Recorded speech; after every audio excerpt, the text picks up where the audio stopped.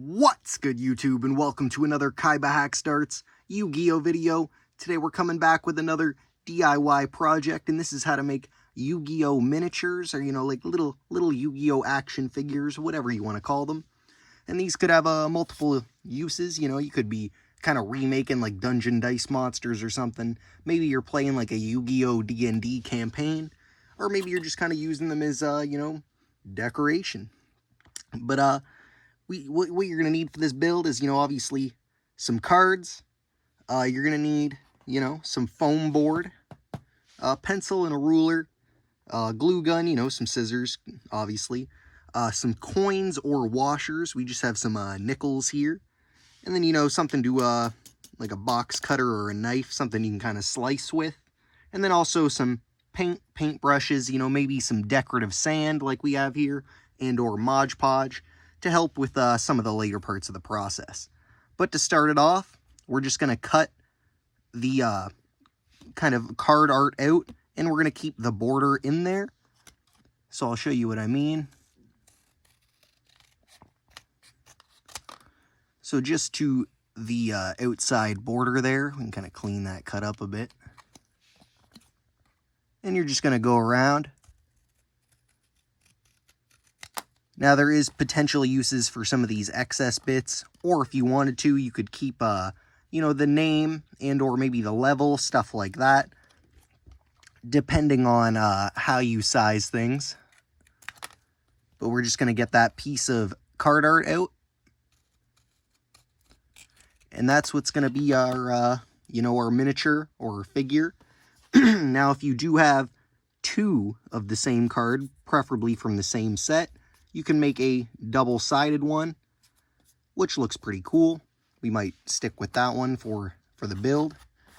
And you could also potentially keep in, maybe the description or, typing and stuff like that, or the name, level, stuff like that, and keep it and rearrange it on the back instead. So you could maybe have your damage down here and then just put like zombie above it. You could put in all that info on the back if you wanted to and still retain that. And basically just condense the card so all the info is on the back of the card art, which is something I might do potentially in the future. Then you're going to get an inch-by-inch square out of your foam board. We just have a template square that we've used, and we can just trace it out so that you have little squares like this. And then you're just going to draw a line down the center of it. Next, you're going to take your box cutter or whatever you have to slice. Go on preferably a hard surface. And you're just going to score the line you've made a bit. You don't want to go through to the other side of the paper, on the other side of the foam board. You just want to score that line. And then you should be able to break her in half. We might have to go a bit deeper. Trying to just go very lightly so that you can fold it in half like that and still have one side, but the other side's open. So now that we have those, you're basically going to either paint from this step, and you can get something like this, paint it up, add some of the decorative rocks to add layer, or you can do the painting and kind of rock adding after the fact. So we'll keep what we have here, take your fold, open it up, get your hot glue gun, and you're just going to put a line like you're putting some ketchup on your hot dog. You're just going to put a little line across, get all those strings off, and take whatever you want to use. So we'll say this spear goblin guy, I kind of forget what his name is. I just took a bunch of generic Yu-Gi-Oh cards, obviously. And you're going to get them as centered in there as possible and close up the edges. I'd say just don't worry about any glue that kind of bubbles up like that. You can always kind of paint over it and make it look a bit better. But you're just going to flatten them out, kind of push them on there so it gets nice and level. But as you can see, that looks pretty decent so far. He's standing up. Then you're going to take one of your coins.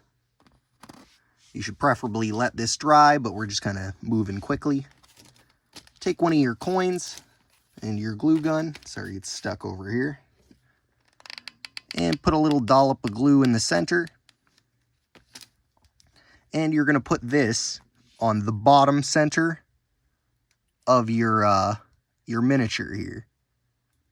And just glue that down, get it centered as possible. It's okay if some glue kind of pushes out of the edges like it's doing on the top. Preferably it's almost better for the painting process if you're doing it after the fact. So now we can plop him down, and that's just going to add some weight, keep it, to keep it sturdy and in place. And like I said, you could paint the base before, or you can do it after, and we have a couple examples here that I'll show you. So we got Elemental Hero Avion, and we got Beaver Warrior. As you can see, I just did black on this base here, but it does look pretty sleek.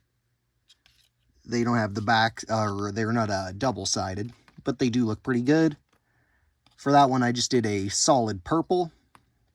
For this one, we did a kind of green on top and some brown around the edges, so it maybe almost looks like it's like a chunk of dirt ripped out of the earth, You can take it in many different directions, and as you can see, it has some of that kind of decorative sand on there. It shows through a bit more on there, but with this one, the purple, it kind of blends in a bit more.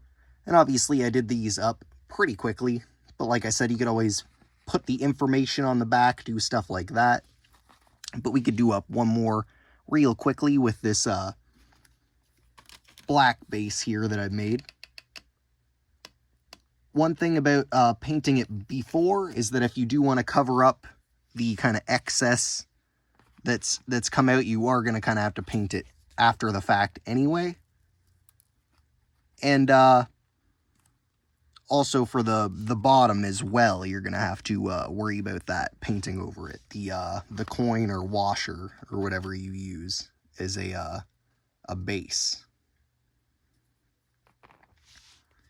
So you can see how they turn out, and obviously you could use these for D&D, like I said, as placeholders, or just kind of if you're doing like a Yu-Gi-Oh campaign, making up stuff as you go, you maybe have some preset Yu-Gi-Oh monsters or something, or you get some kind of special campaign going.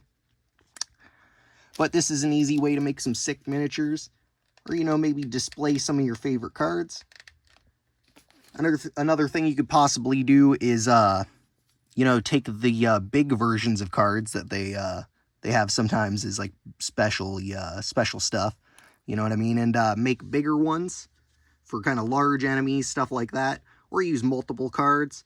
Some other ideas is maybe using, like field spells and or equip spells, stuff like that, and making them into possible scenery, or, stuff you could have kind of out on the field as well for whatever you're doing.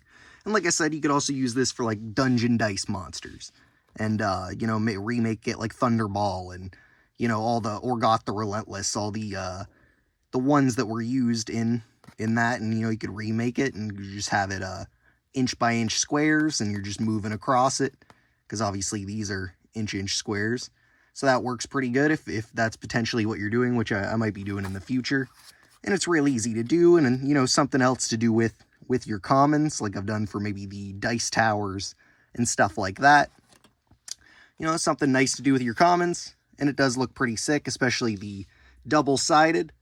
Or, like I said, I could maybe do in the future and keep some of the card, info intact, and then kind of rearrange it on the back so you could still have, like, Dark and his name and all that. Maybe cut the description if it's an effect or whatever, or a normal monster or whatever, and you just want to keep some detail. Maybe just level, whatever. But let me know how you think about this, if you have any uses that I haven't really talked about, if you have any ways to kind of upgrade them. You could always try and cut out the actual, like, monster itself if it isn't taking up the full card art. But that's up to you. Another detail you could maybe do is just take a Sharpie and go around the edges of the white border. That can help to kind of make it pop out a bit more and just make it look a bit more legit. And obviously, if you take time and put in a lot of work, you can make these look pretty sick. And there's tons of uses for them. So like I said, let me know if you have any ideas for them, or if there's anything you think I missed, any ways to improve them.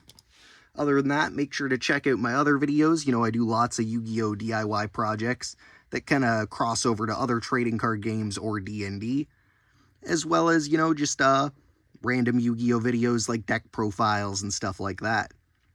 So make sure to like, comment, share, subscribe, hit that little notification bell so you know when new videos are coming out. And there'll probably be some more content related to these, as well as the stuff that I already have in the playlist. So make sure, like I said, to check that out. And other than that, thanks for watching. Peace.